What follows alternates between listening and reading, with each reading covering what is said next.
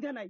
আইন উপদেষ্টা নিজে গণঅভ্যুত্থানে শহীদ ইসমাইলের প্রাকৃত হত্যাকারীদের গ্রেপ্তার ও আন্তর্জাতিক অপরাধ ট্রাইব্যুনাল থেকে ফ্যাসিবাদের দোষরদের অপসারণের দাবিতে সংবাদ সম্মেলন করেছেন ইনকিলাব মঞ্চ। দুপুরে ঢাকা বিশ্ববিদ্যালয়ের মধুর ক্যান্টিনে এ দাবি তুলে ধরেন ইনকিলাব মঞ্চের মুখপাত্র শরীফ ওসমান হাদি। মিথ্যা মামলায় ডাক্তার সাদিও 4 কেয়ারটেকার কারাবরণ করেছে অভিযোগ করে তিনি বলেন, অন্তর্বর্তীকালীন সরকারের আইন উপদেষ্টার হস্তক্ষেপেই মুক্তি পেয়েছেন ডাক্তার সাদিও 4 কেয়ারটেকার। যে এই ক্ষেত্রে তারপরে আইন উপদেষ্টা নিজে হস্তক্ষেপ করলেন, এটা বলতে আমাদের দ্বিধা নাই। আইন উপদেষ্টা নিজে হস্তক্ষেপ করে পর্যালোচনার পরে এরপরে সন্ধ্যার পরে সেইটা জামিনের ব্যবস্থা হলো। এইখানে কয়েকটা গুরুত্বপূর্ণ ব্যাপার ভাই। আজকে ডাক্তার সাদি না হয়ে যদি কোনো রিক্সা চালক, যদি কোনো সাংবাদিক, যদি কোনো শিক্ষক অথবা এই জুলাই আন্দোলনের একজন মুখ এইরকম মিথ্যা মামলায় 302 ধারার মামলা আসামি হয়ে জেলে যেতেন, আমরা জানি আমাদের ডাক্তার বন্ধুরা তাদের পক্ষে হয়তো দাঁড়াতেন না। সমস্ত ডাক্তাররা এক হয়ে গেছে, আমরা এক হয়ে গেছি। আজকে যদি ডাক্তার সাদি ডাক্তার না হয়ে অন্য কেউ হতেন তাহলে কি এরকম সবাই একতাবদ্ধ হতো?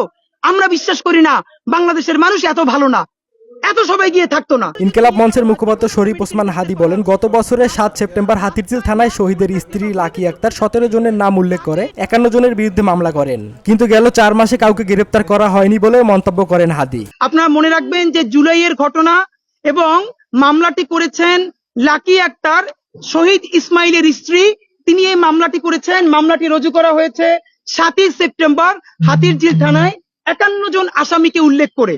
এর মানে আসামি 17 জনের নাম ধরে, যেখানে আসাদুজ্জামান কামাল সাবেক স্বরাষ্ট্রমন্ত্রী থেকে শুরু করে ডিএমপির পুলিশ কমিশনার অনেককে মামলা আসামি রেখে আরো অজ্ঞাতনামা আসামি থেকে শুরু করে 51 জনকে এই মামলা আসামি রাখা হয়েছে, যেটি করা হয়েছে 17 সেপ্টেম্বর হাতিরঝিল থানায় এবং এখানে তাদের নাম আছে।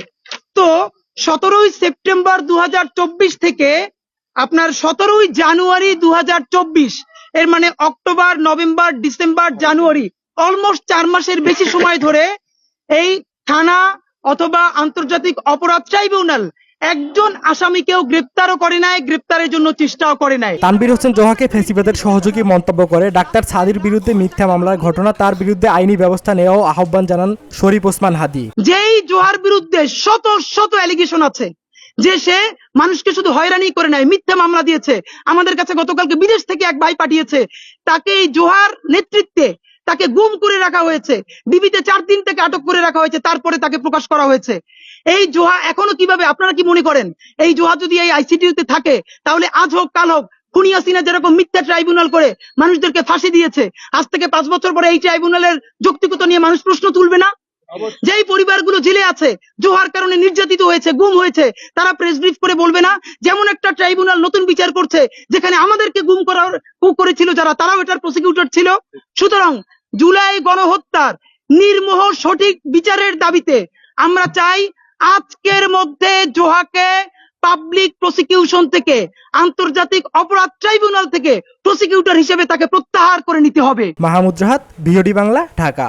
কি হিসেবে যদি আপনারা তাকে দিয়ে কাজ করাতে চান তাহলে আপনারা